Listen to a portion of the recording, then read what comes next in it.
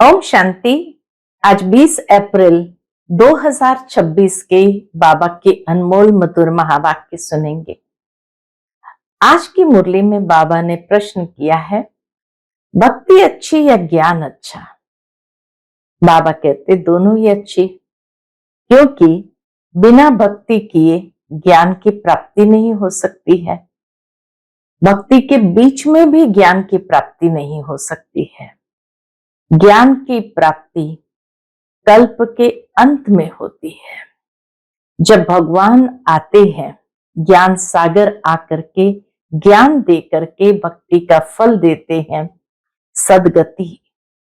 और श्रेष्ठ गति होने के बाद परमधाम जाकर के फिर सुखधाम में आते हैं। सुखधाम में न ज्ञान है न भक्ति है, वहां प्रारब्ध है।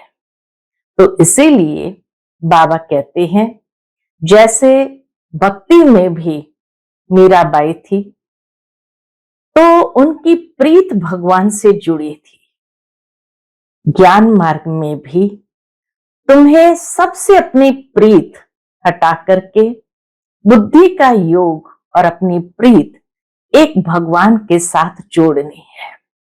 जितना प्यार से बाबा को याद करेंगे उतने बाबा से शक्ति भी प्राप्त होगी और विकर्म भी विनाश होंगे, आत्मा पावन बनती जाएगी। तो इसीलिए आज बाबा कहे, तुम्हें स्वयं की और सर्व की प्रीत एक बाबा के साथ जोड़नी है, क्योंकि तुम सल्वेशन आर्मी हो, अर्थात खुदाई खिदमतगार हो। तुम बाप के सच्चे सच्चे मददगार बनते हो और सबका बेड़ा जो गर्क हो गया है उसको सल्वेज करते हो। तो इसीलिए बाप को बहुत प्यार से याद करना है और सर्व की प्रीत भी बाबा से जोड़नी है। तो सुनते हैं आज के बाबा के अनमोल मधुर महावाक्य। ओम शांति। मीठे बच्चे, तुम ईश्वरीय सल्वेशन आर्मी हो। तुम्हें सबको सदगति देनी है, सबकी प्रीत एक बाप से जुटानी है। आज की मुरली से प्रश्न है, मनुष्य अपना अकल किस बात में लगाते हैं और तुम्हें अपना अकल कहां लगाना है? उत्तर है, मनुष्य तो अपना अकल आकाश और सृष्टि का अंत पाने में लगा रहे हैं। मनुष्य तो अपना अकल आकाश और सृष्टि का अंत पाने में लगा रहे हैं, लेकिन इससे तो कोई फायदा नहीं, इसका अंत तो मिल नहीं सकता।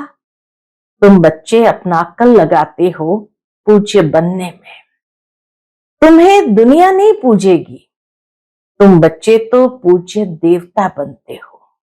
कितनी सुंदर बात है कि भौतिक दुनिया में मनुष्य अपनी अकल लगा रहे हैं और हम आत्माएं अपनी अकल लगा रहे हैं पूज्य बनने में, यानी आंतरिक अपनी धारणाओं को, अपने जीवन को श्रेष्ठ बनाने के लिए।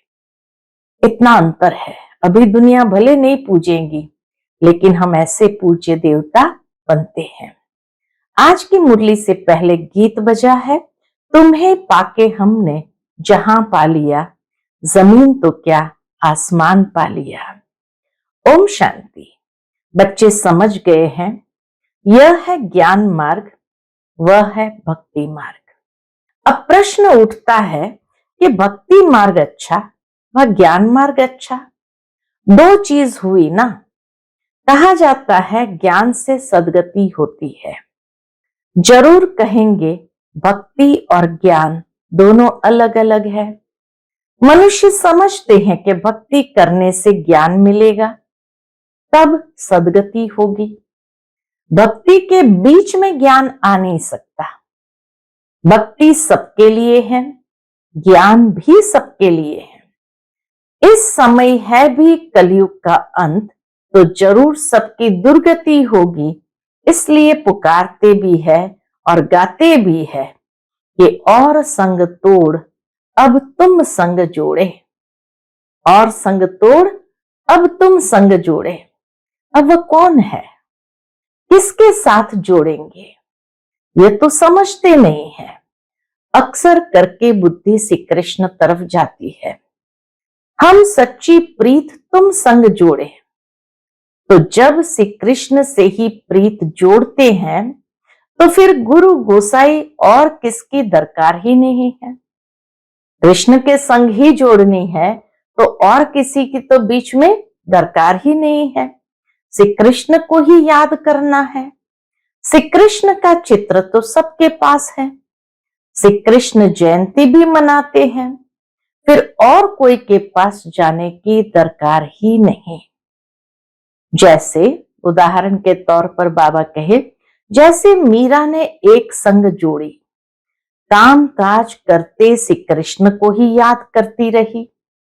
घर में रहना करना खाना पीना तो होता है, सच्ची प्रीत एक श्री कृष्ण से जोड़ी, जैसे कि वह आशिक और वह माशूक हो गए। जैसे कि मीरा आशिक और श्री कृष्ण माशूक हो गए। श्री कृष्ण को याद करने से फल भी मिलता है। श्री कृष्ण को तो सब जानते हैं, गाते भी है, सच्ची प्रीत हमने तुमसे जोड़ी और संग तोड़ी। ऐसे मीरा भजन भी गाती थी कि सच्ची प्रीत हमने तुम संग जोड़ी और संग तोड़ी। अब ऊंचते ऊंच सच्चा तो परम पिता ही है। सबको वर्षा देने वाला एक ही बाप है, उसको कोई भी जानते नहीं। बल कहते हैं परम पिता परमात्मा शिव, परंतु कब आते हैं ये नहीं जानते। शिव जयंती होती है तो जरूर आते होंगे, कब कैसे आते क्या आकर करते इसको भी पता नहीं। कोई भी मनुष्य मात्र नहीं जानते कि सर्व की सदगति करते हैं, परंतु कैसे करते हैं। परमात्मा आकर सर्व की सदगति करते हैं, परंतु कैसे करते हैं। सदगति का अर्थ क्या है कुछ भी नहीं समझते। शिव बाबा ने तो जरूर स्वर्ग की बादशाही दी होगी ना। परमात्मा ने तो आकर के जरूर स्वर्ग की बादशाही दी होगी ना। तुम बच्चे जो उस धर्म के थे, तुमको ये पता नहीं था। देवता धर्म के थे, परंतु तुमको पता नहीं था, भूल गए थे। तो फिर और कैसे जान सकेंगे। जबकि देवता धर्म वाले ही भूल गए तो बाकी और कैसे जान सकेंगे। अभी शिव बाबा द्वारा तुमने जाना है और दूसरों को बताते हो। तुम हो ईश्वरीय सेल्वेशन आर्मी। सेल्वेशन कहो व सदगति की आर्मी कहो। सेना कहो, आर्मी माना सेना, तो सेल्वेशन आर्मी कहो व सदगति की आर्मी कहो। अभी तुम बच्चों पर रिस्पॉन्सिबिलिटी ठहरी। रिस्पॉन्सिबिलिटी माना सदगति करने की बहुत बड़ी जिम्मेवारी ठहरी। तुम चित्रों पर भी समझा सकते हो। भाषाएं बहुत है, मुख्य भाषाओं में चित्र बनाने पड़ते हैं। भाषाओं का भी बड़ा झंझट है। बाबा कहते हैं इस दुनिया में भाषाओं का भी बड़ा झंझट है, इसलिए प्रदर्शनी भी बनानी पड़े। चित्रों पर समझाना बड़ा सहज होता है। गोले में भी सारा ज्ञान है। सीढ़ी सिर्फ भारतवासियों के लिए है। सीढ़ी का चित्र है वो सिर्फ भारतवासियों के लिए। गोले का चित्र है उसमें और धर्म की बातें भी आती है। इसमें और कोई धर्म है ही नहीं। ये सीढ़ी है ही भारतवासियों के 84 जन्मों की कहानी। ऐसे थोड़ी भारत तमो प्रधान बनता है तो और नहीं बनते हैं। तमो प्रधान तो सब बनते हैं, सारी दुनिया ही तमो प्रधान बनती है। तो उन्हों के लिए भी होना चाहिए। ये सब बुद्धि में सर्विस के ख्याल आने चाहिए। दो बाप का राज भी समझाना है। वर्षा रचयिता से मिलता है, यह भी सब धर्म वाले जानते हैं। क्या जानते हैं कि लक्ष्मी नारायण भारत के पहले महाराजा महारानी थे, वह भगवान भगवती थे। अच्छा, उन्हों को यह स्वर्ग का राज्य कैसे मिला। श्री लक्ष्मी नारायण को स्वर्ग का राज्य भाग्य कैसे मिला? जरूर भगवान द्वारा मिला। कैसे, कब मिला, ये किसको भी पता नहीं है। गीता में श्री कृष्ण का नाम डाल फिर प्रलय दिखा दी। ये महाभारत युद्ध हुई, गीता का ज्ञान दिया, फिर प्रलय हो गई, रिजल्ट कुछ भी नहीं। ये तुम बच्चों को समझाना है। क्या समझाएंगे? कि भगवान आकर के गीता का ज्ञान देते हैं और गीता के ज्ञान से पहले हमें पुरुषार्थ करा के, क्योंकि ये बाह्य लड़ाई नहीं है, हिंसक लड़ाई नहीं है, आंतरिक अहिंसक लड़ाई है, तो ऐसा पुरुषार्थ कराते हैं जिस पुरुषार्थ से हम श्रेष्ठ प्रारब्ध प्राप्त करने के योग्य बन जाते हैं। उसके बाद प्रलय हुई और प्रलय होकर के हम नई दुनिया में जाते हैं जहां उस प्रारब्ध को प्राप्त करते हैं।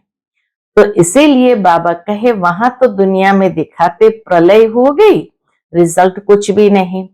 ये तुम बच्चों को समझाना है। चित्र तो सब तरफ है, लक्ष्मी नारायण के चित्र भी होंगे, भले ड्रेस फीचर्स आदि और होंगे, जिसको जो आया सो बैठ बनाया है। श्रीनाथ श्रीनाथिनी, ये राधे कृष्ण है ना। श्री राधे श्री कृष्ण तो ताज वाले नहीं है। श्री राधे श्री कृष्ण तो ताज वाले नहीं है, काले भी नहीं है। राजधानी लक्ष्मी नारायण की है, न कि राधे कृष्ण की, वो तो बच्चे हैं। तो राजधानी लक्ष्मी नारायण की है, न कि राधे कृष्ण की। मंदिर तो अनेक प्रकार के बनाए हैं, नाम तो एक ही रखेंगे, लक्ष्मी नारायण। डिनाइस्टी लक्ष्मी नारायण की कहेंगे। राम सीता का घराना, लक्ष्मी नारायण की डिनाइस्टी। तो राम सीता का घराना, लक्ष्मी नारायण का घराना, राधे कृष्ण का घराना नहीं होता। ये बातें मनुष्य के ख्याल में ही नहीं है। तुम बच्चे भी नंबरवार पुरुषार्थ अनुसार जानते हो। जिनको सर्विस का शौक है वो तो फटकते हैं। कोई कहते हैं हम समझते हैं, परंतु धीरे धीरे मुख खुलने की भी युक्तियां रचनी पड़ती है। कई समझते हैं वेद शास्त्र अध्ययन करने से, यज्ञ तप आदि करने से, तीर्थ आदि करने से परमात्मा को पा सकते हैं, परंतु भगवान कहते हैं ये सब मुझसे दूर करने के रास्ते हैं। वेद शास्त्र पढ़ना, तीर्थ यात्रा करना, जप तप आदि करना, ये बाबा कहते हैं भगवान से जैसे दूर करने के रास्ते हैं। ड्रामा में सबको दुर्गति को पाना ही है, तो फिर ऐसी बातें बताते हैं। आगे हम भी कहते थे कि भगवान जैसे चोटी है, कोई कहां से भी जाए तो मनुष्य ने अनेक प्रकार के रास्ते पकड़े हैं। भक्ति मार्ग में क्या कहते हैं? भगवान जैसे चोटी है और उस चोटी पर पहुंचने के अनेक रास्ते हैं। कोई कहां से भी जाए, कोई कहां से भी जाए, तो इसीलिए मनुष्य ने अनेक प्रकार के रास्ते पकड़े हैं। भक्ति मार्ग के रास्ते पकड़ पकड़ कर जब थक जाते हैं, तब फिर भी भगवान को ही पुकारते हैं। हम भटक गए, रास्ते तो पकड़ लिए, लेकिन चलते चलते भटक जाते हैं, और भटक गए तो फंस जाते हैं। इसीलिए बाबा कहते वे थक जाते हैं तो भगवान को ही पुकारते हैं कि हे पतित पावन, आप आकर पावन बनने का रास्ता बताओ। आप बिगर पावन हो नहीं सकते हैं, थक गए हैं।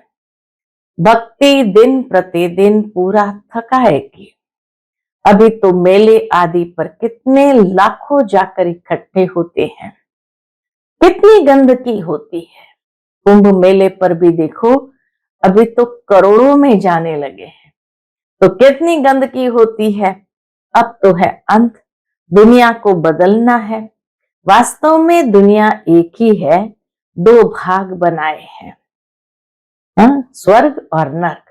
तो मनुष्य समझेंगे स्वर्ग नरक अलग अलग दुनिया है, परंतु यह आधा आधा है। ऊपर में सतयुग, फिर त्रेता, द्वापर, कलयुग। कलयुग में तमो प्रधान बनना ही है। ऊपर में सतयुग, फिर त्रेता, द्वापर, कलयुग। कलयुग में तमो प्रधान बनना ही है। सृष्टि पुरानी होती है। इन बातों को कोई समझते नहीं है, मूंझे हुए हैं। कोई श्री कृष्ण को भगवान तो कोई श्री राम को भगवान कह देते हैं। आजकल तो मनुष्य अपने को भगवान कह देते हैं। हम ईश्वर के अवतार हैं। देवताओं से भी मनुष्य तीखे हो गए। देवताओं को फिर भी देवता ही कहेंगे, यह तो फिर मनुष्य को भगवान कह देते हैं। यह है भक्ति मार्ग। देवताएं तो स्वर्ग में रहने वाले थे और यहाँ तो मनुष्य को भी भगवान कह देते हैं। अभी कलयुग आयरन एज में फिर मनुष्य भगवान कैसे हो सकते हैं?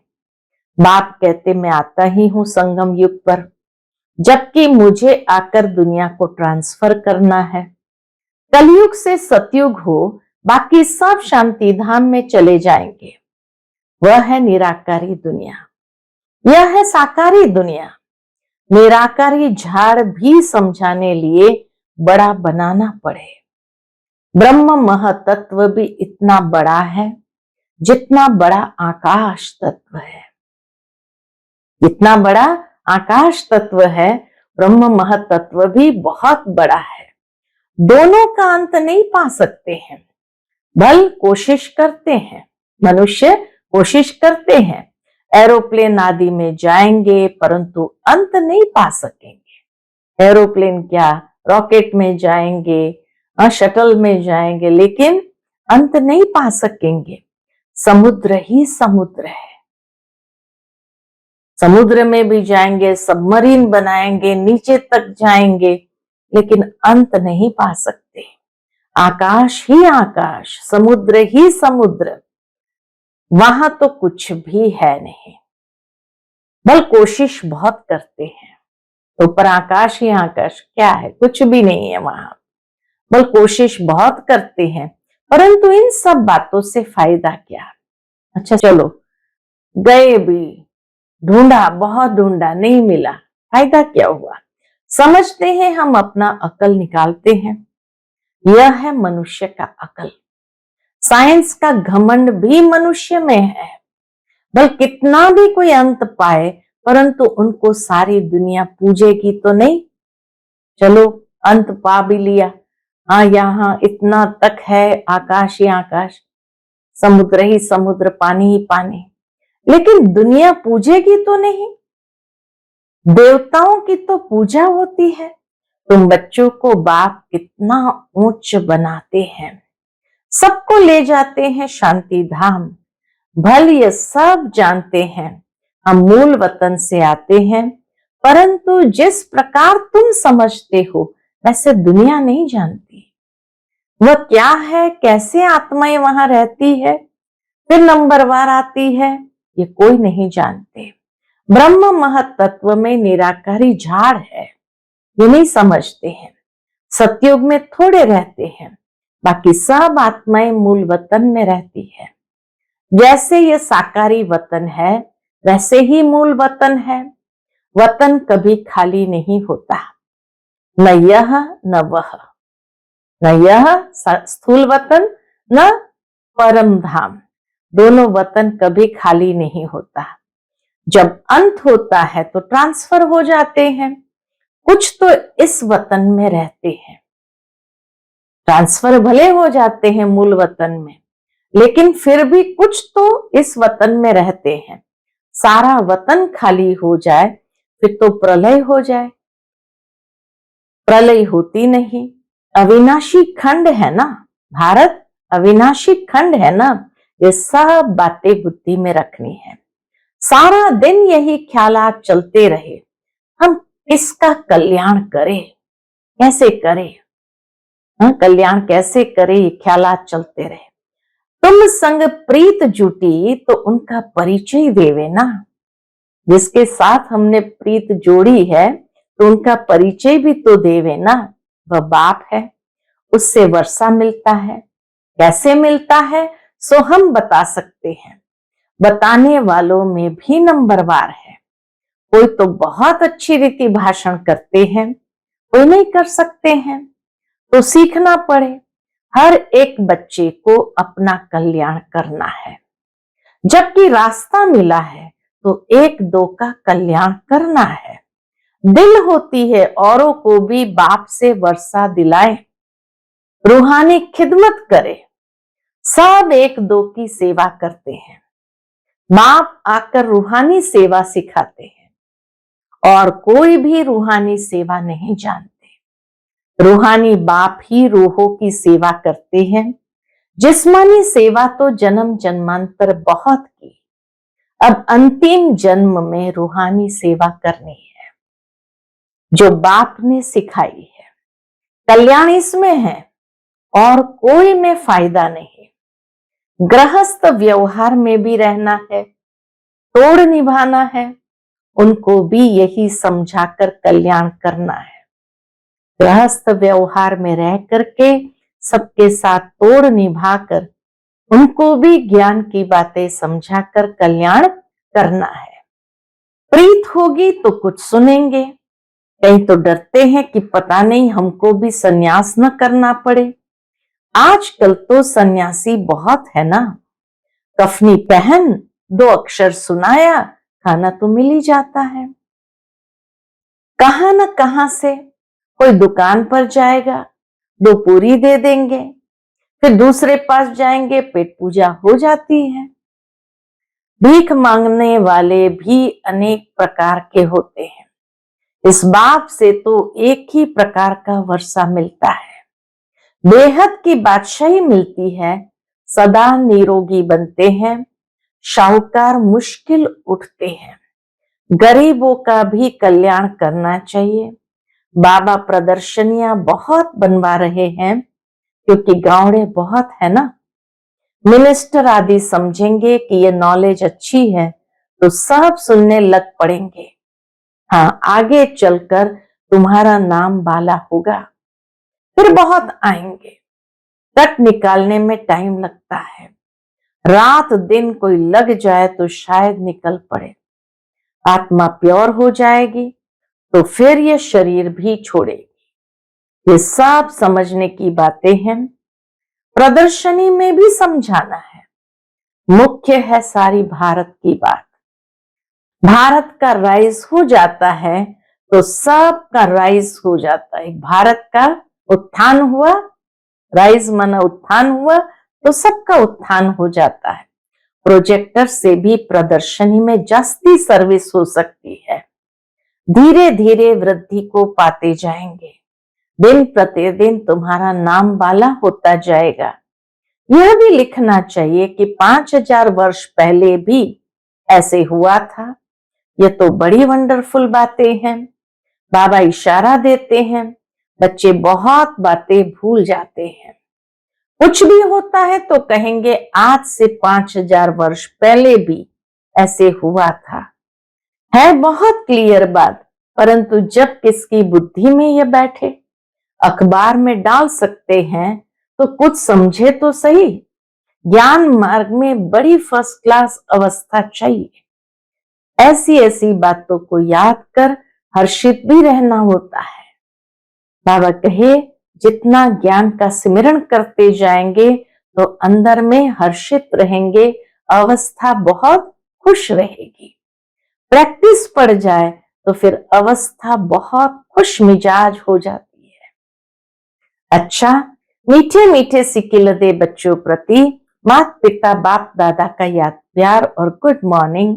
रूहानी बाप की रूहानी बच्चों को नमस्ते। हम सब रूहानी बच्चों की रूहानी माता पिता बाप दादा को याद प्यार, गुड मॉर्निंग और नमस्ते नमस्ते। शुक्रिया बाबा, शुक्रिया। आज की मुरली से धारणा के लिए मुख्य सार है। पहली पॉइंट, और सबसे बुद्धि की प्रीत तोड़ एक बाप से जोड़नी है और सबकी प्रीत एक बाप से जुड़ाने की सेवा करनी है। दूसरी पॉइंट, सच्चा सच्चा रूहानी खिदमतगार बनना है। अपना भी कल्याण करना है और दूसरों को भी रास्ता बताना है।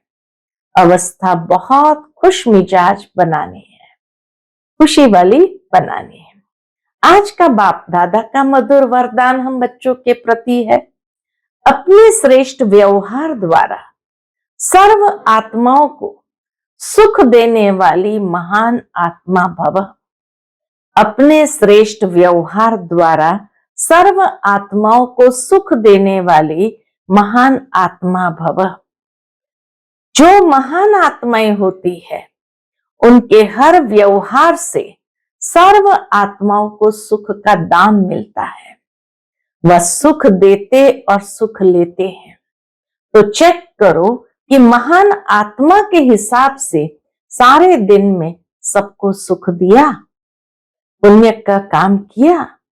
पुण्य अर्थात किसको ऐसी चीज देना जिससे उस आत्मा से आशीर्वाद निकले। पुण्य किसको कहा जाता है? ऐसी चीज उसको दो जिससे कि उस आत्मा से आशीर्वाद निकले।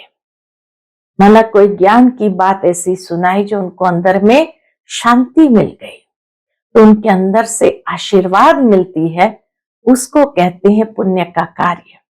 तो चेक करो कि हर आत्मा से आशीर्वाद मिल रही है, किसी को भी दुख दिया व लिया तो नहीं, तब कहेंगे महान आत्मा। आज का स्लोगन है, करने के बाद सोचना ही पश्चाताप का रूप है। करने से पहले सोचना चाहिए, लेकिन अगर करने के बाद सोचना, यही पश्चाताप का रूप है। आज का व्यक्त इशारा है, महान बनने के लिए मधुरता और नम्रता का गुण धारण करो। उसके अंतर्गत बाबा कहते, संस्कार व नेचर तो हर एक की अपनी अपनी है, लेकिन सर्व का स्नेही और सर्व बातों में, संबंध में सफल, मनसा में विजयी और वाणी में मधुरता तब आ सकती है जब इजी नेचर हो। इजी नेचर अर्थात जैसा समय, जैसा व्यक्ति, जैसा सर्कमस्टेंस, उसको परखते हुए अपने को इजी कर देवे। इजी अर्थात मिलनसार, मोल्ड करने वाले, मोल्ड कर लेने वाले। इजी माना अलबेला नहीं। कई लोग इजी माना अलबेला समझ लेते हैं, होता है चलता है, नहीं। तो इजी माना अलबेला नहीं, इजी माना मिलनसार, स्वयं को परिस्थिति अनुसार मोल्ड कर देने वाले और हर सर्कमस्टेंस को परखते हुए, समय, व्यक्ति, सर्कमस्टेंस तीनों को परखते हुए अपने को सरल कर दे, इजी कर दे। अच्छा, ओम शांति।